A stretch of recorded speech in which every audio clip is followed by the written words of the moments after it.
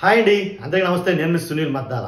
జగన్మోహన్ రెడ్డి గారు పెట్టే ట్వీట్లతోటి కూటమికి పెద్ద తలనొప్పిగా మారింది అని అనవచ్చండి. ఎందుకంటే జగన్మోహన్ రెడ్డి గారు సెలెక్టెడ్గా కొన్ని అంశాల మీద ఏదైతే కూటమి ప్రభుత్వంలో ఏదైతే నెరవేర్చలేకపోతున్నారో, కూటమి ప్రభుత్వం ఏ విషయంలో అయితే వెనక్కి ఉందో అలాంటి వాటిని ఎంచి మరీ 100% ప్రజలందరికీ తెలియాలనే ఉద్దేశంతో ట్వీట్లతోటి మాత్రం చెలరకపోతున్నాడు. ఆయన పెట్టే పోస్టులు ఒక్కొక్కటి చూస్తూ ఉంటే కనుక లేనిపోయిన తలనొప్పులు అయితే కనుక వాళ్ళని తీసుకొస్తుంది అని అనడం ఎలాంటి సందేహం లేదు.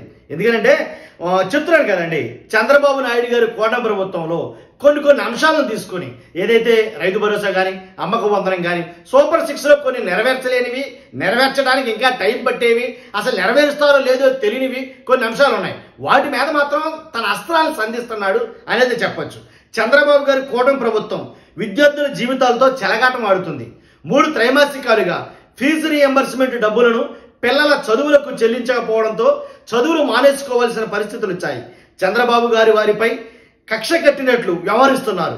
ఒంగోలు జిల్లా పంగులూరులో ఫీజు రీఎంబర్స్మెంట్ రాక ఫీజులు కట్టలేక పనులకు వెళుతున్న విద్యార్థి కథనం నాకు ఆవేదన కలిగించింది. ఈ రోజు కథనం పేపర్లో అయితే కనుక వచ్చిందండి. ఏంటంటే ఫీజులు కట్టలేక పొలం పనులకు వెళ్తున్న విద్యార్థులని ఒక కథనం రావడంతో ఆ కథనం చూసి చలించి ఏంటి ఈ ట్వీట్ అయితే కనుక చేస్తున్నాను, ఈ పోస్ట్ అయితే చేస్తానని చెప్పేసి చదువుల మీద, విద్యార్థుల భవిష్యత్తు మీద కొన్ని మాటలు అయితే ఆయన రాసుకురావడం జరిగింది. అవేంటనేది నేను మీకు చెప్పబోతున్నాను. చంద్రబాబు గారు రాగానే అన్ని రంగాల్లోనూ తిరోగమనమే కనిపిస్తుంది. ముఖ్యంగా విద్యారంగాన్ని దారుణంగా దెబ్బతీశారు. అంతేకాదు అమ్మఒడిని, ఇంగ్లీష్ మీడియంను, 3వ తరగతి నుంచి టోఫెల్, 3వ తరగతి నుంచే సబ్జెక్టు టీచర్లు, సిబిఎస్ఈ నుంచి ఐబీ దాకా ప్రయాణం, 8వ తరగతి పిల్లలకు ట్యాబులు, బైజూస్ కంటెంట్, నాడు నేడు ఇలా అన్నింటినీ రద్దు చేసి 1 నుంచి 12వ తరగతి విద్యార్థులను, వారి తల్లులను దెబ్బతీశారు. Vasathi Deevena, Vidya Deevena నిలిపివేసి degree, engineering, doctor చదువులు చదువుతున్న వారిని తీవ్రంగా ఇబ్బంది పెడుతున్నారు. 3వ పాయింట్ ఏంటంటే వైఎస్ఆర్సీపీ హయాంలో ప్రతి త్రైమాసికం పూర్తి కాగానే తల్లుల ఖాతాలో జమ చేసేవాళ్ళం. ఇలా గత విద్యా సంవత్సరం డిసెంబర్ త్రైమాసికం వరకు 12,609 కోట్లు ఒక విద్యా దీవెనకే ఖర్చు చేశాం. విద్యా దీవెనకు 12,609 కోట్లు విద్యా దీవెనకి ఖర్చు చేశాం. తలరాతను మార్చేది చదువులు కాబట్టి తలరాతను మార్చేది చదువులు మాత్రమేనని గట్టిగా నమ్ముతూ వైఎస్ఆర్సీపీ హయాంలో మొత్తం ఈ 2 పథకాలకే 18,000 కోట్లు ఖర్చు చేశాం. విద్యా దీవెనకి అలాగే అమ్మఒడికి ప్రత్యేకించి 18,000 కోట్లు ఖర్చు చేశారంటే. ఇంకా 4వ పాయింట్గా ఆయన రాసింది ఏంటంటే ఎన్నికల కోడ్ కారణంగా జనవరి, మార్చి త్రైమాసికానికి ఏప్రిల్లో వెరిఫికేషన్ చేసి మే నెలలో ఇవ్వాల్సిన ఫీజు డబ్బులు ఇవ్వనీయకుండా ఇదే కూటమి పార్టీలు ఈసీకి ఫిర్యాదు చేశారు.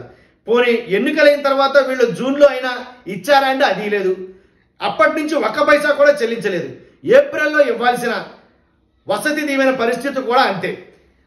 తర్వాత ఏప్రిల్, జూన్ తర్వాత జూలై, సెప్టెంబర్ త్రైమాసికాలకు సంబంధించి ఫీజుల చెల్లింపులో ఎలాంటి అడుగు ముందుకు పడటం లేదు. ఇప్పుడు అక్టోబర్, డిసెంబర్ త్రైమాసికం కూడా సగం గడిచిపోయింది. దీంతో కలుపుకుంటే సుమారు 2,800 కోట్లు పైగా ఫీజులు రీఎంబర్స్మెంట్ చేయాల్సి ఉంది. మరో 1,100 కోట్లు లాడ్జింగ్, బోర్డింగ్ ఖర్చుల కింద వసతి దీవెన బకాయిలు కూడా ఉన్నాయి. మొత్తంగా బకాయిలు పెట్టిన డబ్బులు డిసెంబర్ నాటికి 3,900 కోట్లు చేరుకుంటాయి. కానీ ఈ ప్రభుత్వం తీరా చూస్తే మాటలేమో కోటలు దాటుతున్నాయి, కాళ్ళేమో గడప కూడా దాటడం లేదు. తర్వాత 5వ పాయింట్కి ఏం రాశారంటే ఫీజులు కట్టకపోతే కాలేజీలకు రానివ్వడం లేదు, చదువులు పూర్తి చేసిన వారికి బకాయిలు కడితే కానీ సర్టిఫికెట్లు ఇవ్వడం లేదు. ఇలా 11 లక్షల మంది విద్యార్థులు ఇబ్బందులు పడుతూనే ఉన్నారు. చేసేది లేక తల్లిదండ్రులు అప్పులు చేయడమో, వాటిని తీర్చలేక ఆస్తులు అమ్ముకోవడమో చేయాల్సి వస్తుంది. ఏ దారి లేని వారు తమ పిల్లల్ని పనులకు తీసుకెళ్తున్నారు.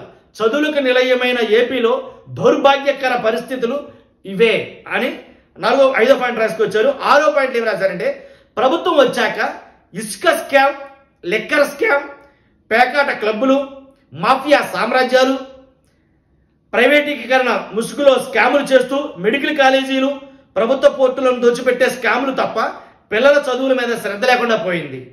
వెంటనే అమ్మక వందనం, ఫీజు రీఎంబర్స్మెంట్ సహా వసతి దీవెన డబ్బులు విడుదల చేయాలని గట్టిగా డిమాండ్ చేస్తున్నాం. పిల్లల చదువులను దెబ్బతీసే చంద్రబాబు గారి నిర్లక్ష్యాన్ని తీవ్రంగా ఖండిస్తున్నాం అనేది కనుక ఆయన ఒక పోస్ట్ పెట్టడం జరిగింది.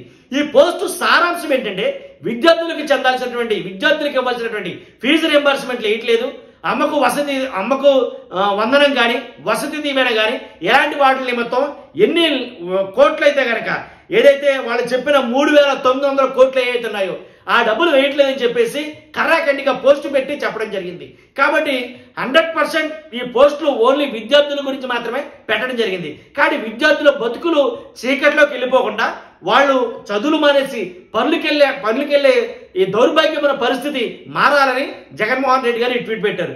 దీనిపైన మీ అమూల్యమైన స్పందన ఏంటో ఖచ్చితంగా తెలియజేయండి. ఫస్ట్ అయితే లైక్ చేయండి, మోటివేషన్ ఉంటుంది. మరికొంత లైక్ చేస్తే ఎక్కువ మందికి ఇన్ఫర్మేషన్ షేర్ అవుతుంది. పక్కాగా మన ఛానల్ సబ్స్క్రైబ్ చేయండి. పార్టీలకు అతీతంగా మన వీడియోలు ఉంటాయి, దాంట్లో ఎలాంటి డౌట్ లేదు. Thank you very much.